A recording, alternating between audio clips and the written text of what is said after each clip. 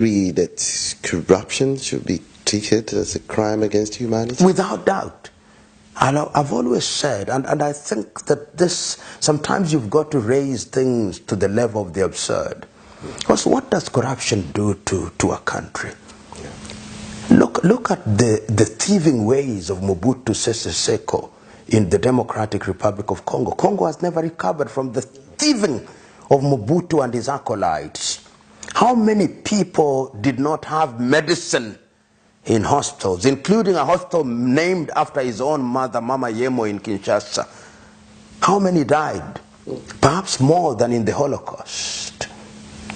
How many people have died in the Cameroons in the 30 years that Paul Biya has been the president through corruption, and all that money is tucked away in Paris in France? How many people die in our roads because of potholes, because some government official took away money that ought to have been used to make good roads?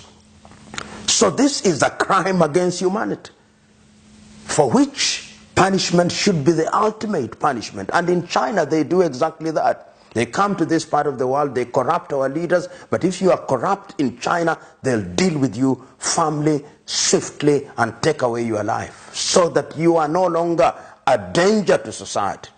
I believe that corruption should be a crime against humanity, because the impact of corruption in Africa in many areas, how many people are maimed because we imported polio vaccination that were not potent, so that somebody could buy a mansion in Florida or some other island in the United States of America or in the Caribbean. How many?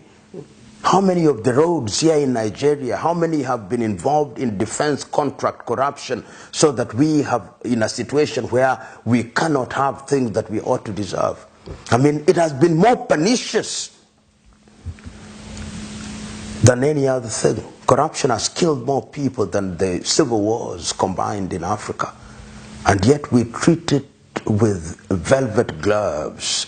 We glamorize these individuals. We continue to elect them in office. They bribe us with 500 naira, 500 cedis, 20 kwanza, and we continue to elect them. And then they claim democracy. Look recently during the UN General Assembly in New York, what and how African leaders behaved. They stayed in the most expensive hotels, the world of Astoria, except the Tanzanian delegation. And yet, in their homes, people don't have potable water to drink. Yet, in their homes, there is no medicine in hospitals.